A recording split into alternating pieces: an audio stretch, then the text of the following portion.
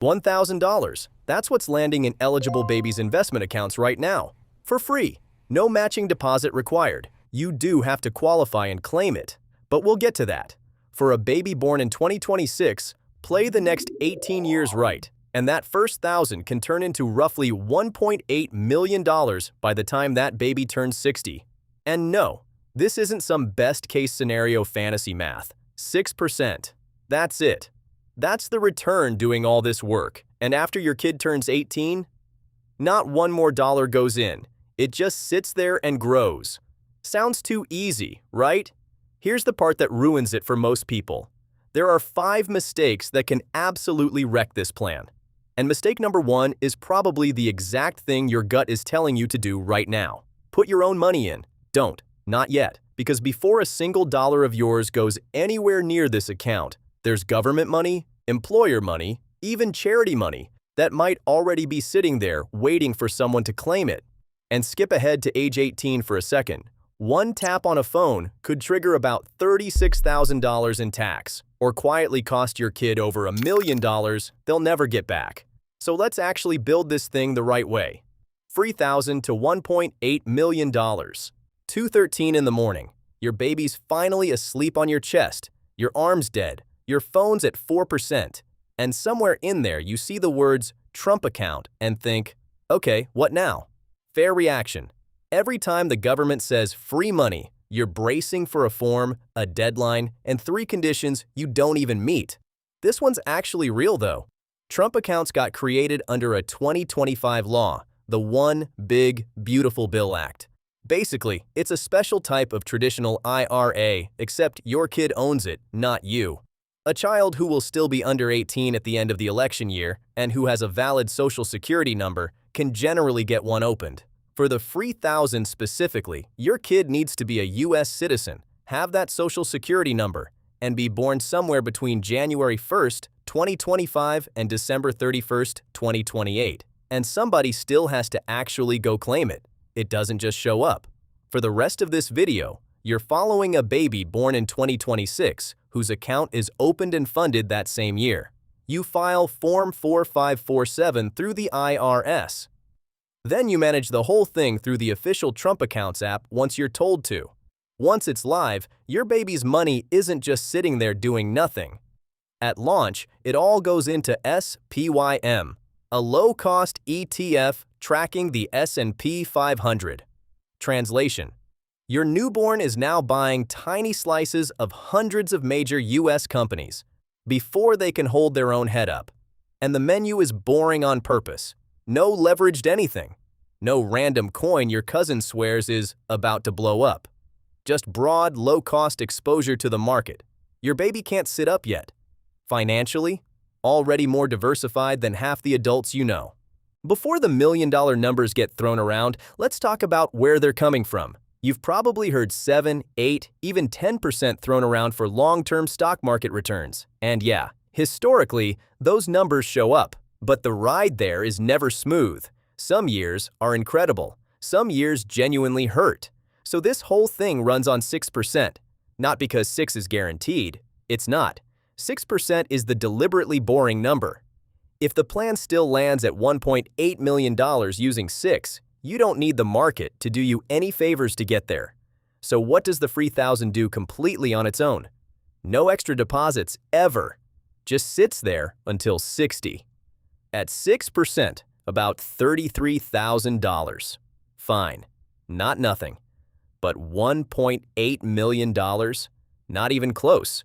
The free thousand is just the key. What it unlocks, the different people allowed to add money to this thing, that's the actual opportunity. Which brings you to mistake number 1.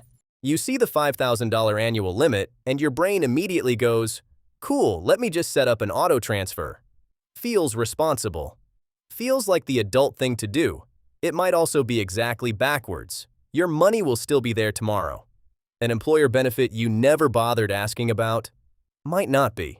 Treasury's first thousand sits completely outside that $5,000 limit. It doesn't eat into your room at all. Now, go talk to HR and, actually, hold on, you need to ask 2 questions here, not 1. Question 1. Does the company offer a Trump account contribution? A qualifying employer can put in up to $2,500 per employee per year. That contribution can be excluded from your gross income, but it still counts inside that $5,000 limit. Question 2, the one that actually matters. Is this new money?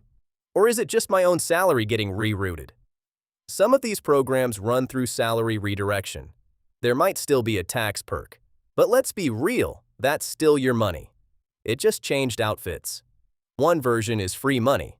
The other one is your paycheck wearing an HR badge. The blueprint here assumes the good version. Real employer money, $2,500 a year. Over 18 years, that's $45,000. Let that sit for a second. That stream alone, growing at 6% until your kid turns 60, becomes almost $893,000.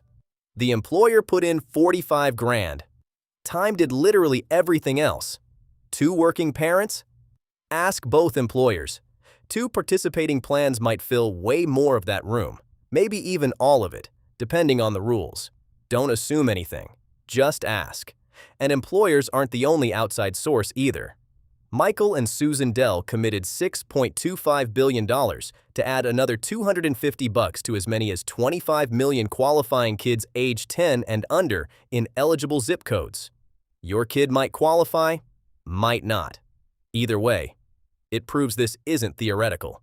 Real money moves through this channel.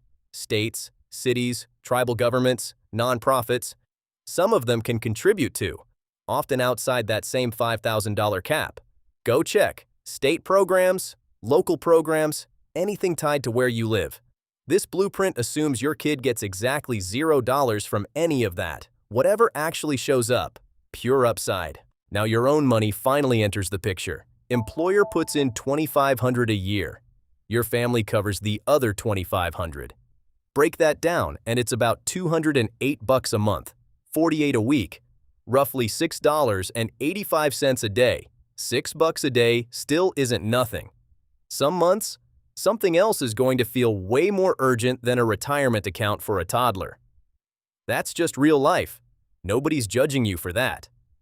But stretched across 18 years, your family ends up contributing $45,000 total. Employer adds another $45,000. Treasury threw in the first one. $91,000 has been deposited into the account. Your family personally covered less than half of it, and your kid doesn't need any earned income at all during this whole growth window. They can be investing before they can say the word investing. The $5,000 limit becomes eligible for cost of living adjustments after 2027. But this whole model ignores that completely. Frozen for all 18 years. Why lowball it on purpose? Because this isn't some spreadsheet that quietly plugged in 11% and rising contribution limits because the thumbnail needed more zeros in it. Today's limit, 6%. Nothing extra after 18. That's the whole deal. Then the birthdays start flying by. Age 5, roughly $29,500. Age 10, almost 68 grand. The 18th contribution goes in before the childhood window closes, and the balance sits around $157,000. At some point, staring at that number, this stops feeling like some small government perk. It starts feeling like an actual asset, and then a second thought lands right behind it. Then the calendar flips into the year your kid turns 18. Normal IRA rules generally start applying, and they can potentially access this. And suddenly the stock market isn't the scariest part of this story anymore. Picture it. Your kid opens the app, sees the balance, and taps Withdraw All. In a simplified single-year example, after accounting for the money your family already paid tax on, roughly $112,000 of that balance could still be taxable. Run that at a 22% effective tax rate, add the additional 10% early distribution tax on top, and that one tap could cost around $36,000 before state taxes even enter the chat. Could be more, could be less. This is an illustration, not your kid's actual future tax bill. So why isn't the whole account taxed the same? Why can't your family's 45 grand just come out first, tax-free? Because every dollar in there has a different paper trail, your family's contributions already got taxed once. That creates what's called basis. Treasury's money didn't. Employer money didn't either. Same goes for qualifying government or charitable contributions.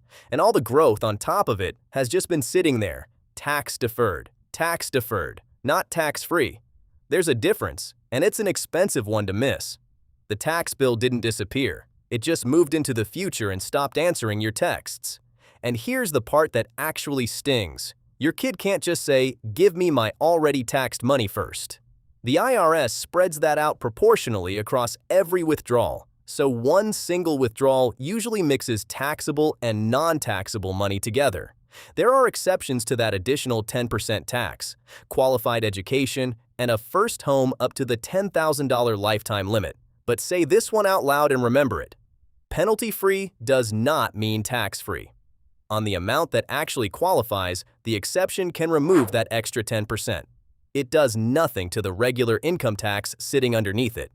Say your kid needs $40,000 for college. Pull that from a 529, and a qualified withdrawal can generally come out completely free of federal tax. Pull the same 40 grand from a Trump account for education, and the qualifying amount may avoid the additional 10% tax.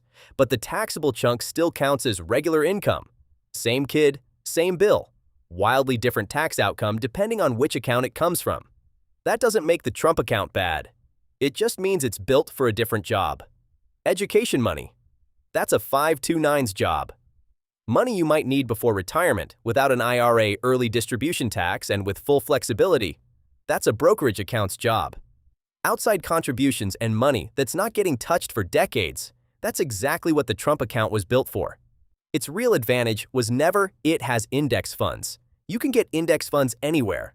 Its advantage is that it can catch money the other two accounts will never even see. Here's the hardest part of all this. The special growth window closes on December 31st, right before the calendar year your kid turns 18. From January 1st of that year, normal IRA rules generally kick in. Maybe your kid's careful with money. Maybe they're responsible about literally everything, except cars. Either way, you can't spend 18 years quietly building this account and then try to explain tax rules, penalties, and compound growth for the first time over birthday cake. Start way earlier than that. 12 years old, just show them it exists. 14. Explain where the money actually came from. 16. Walk them through what pulling it out early actually costs them. Not as a lecture, as their money, their call, their future to build or blow. Because here's the thing, the decision that turns this into $1.8 million is stupidly simple. Your kid turns 18 sitting on roughly $157,000. They leave it alone. That's the entire move. No genius stock pick, no side hustle, no crypto phase. Just leave it. At 6% over another 42 years, that grows into roughly $1.82 million by 60. Family put in 45 grand. Employer put in 45 grand. Treasury kicked in the first 1,000. The free 1,000 opened the door. Other people's money got you the head start. Time did everything after that. Keep everything else exactly the same. Just bump the return. 8%. You're looking at close to 4.85 million. 10%, around 12.8 million. 11%, you cross $20 million. These are mathematically possible. They are not promises. Big difference. 8% sits inside the range people usually cite for diversified US stocks. 10's close to the long-term average you'll hear thrown around a lot. And yeah, there have been long stretches above 11. There have also been genuinely ugly stretches. Nobody puts those on the thumbnail. So an 11% outcome? Possible? Sure. Promising it to anyone would be reckless. 6% is the base case this whole plan is built on. Anything above that is just upside you didn't have to bet on. Now for the part most millionaire projection videos conveniently skip. $1.82 million is a gross number, not cash sitting ready to spend. Under today's general IRA rules, most of it would likely be taxable. But 60 years from now, nobody knows exactly what the rules, state taxes, other income, or withdrawal strategy will look like. Run a simplified 15% effective tax rate on the taxable chunk, and you land around 1.55 million. At 22%, closer to 1.43 million. Nobody can tell your baby their exact tax rate 6 decades from now with a straight face. The real point is simpler than that. How the money comes out matters just as much as how it goes in. And yeah, inflation's real too. At 2.5% inflation, $1.82 million 60 years out is worth roughly $413,000 in today's money. Before tax, that's a genuinely big gap. But this whole model also froze the contribution limit for all 18 years, and the law makes that limit eligible for cost of living adjustments after 2027. If future limits rise and you use the extra room, the final number could climb higher than the headline. Inflation doesn't disappear just because of that. It just means there's more room in this plan than the base version gives it credit for. So here's the actual move. Claim the first 1,000 through the official process, nothing else first. Ask both employers if they offer a contribution, and whether it's real new money or just your own paycheck getting redirected. Check for government and charity programs you might qualify for. Assume zero until it's confirmed. Fill in whatever room your family can realistically afford, without torching your emergency fund, ignoring high-interest debt, or skipping your own retirement to fund your toddlers. And start the money conversation with your kid way before 18. Show them what they have. Show them where it came from. Show them exactly what pulling it early actually costs. The goal was never to raise a kid who's terrified to touch money. It's to raise one who actually understands the trade they're making the second they spend it. Here's the whole story. 5 numbers. 1,000 from Treasury. 45,000 from your family, spread across 18 years. 45,000 from a qualifying employer, about 157,000 at 18, and roughly 1.82 million at 60. Using a return, this whole plan deliberately lowballed. The market's not guaranteed, the employer benefit's not guaranteed, and honestly, no financial plan involving an 18-year-old is completely idiot-proof, but the parts actually in your control are clear. Claim the free money, use your own cash last, not first. Match the account to the job it's actually good at. Make sure your kid understands what they're holding before they can touch it. The free 1,000 decides where this story starts. Everything after that decides whether it ends at $33,000 or $1.8 million.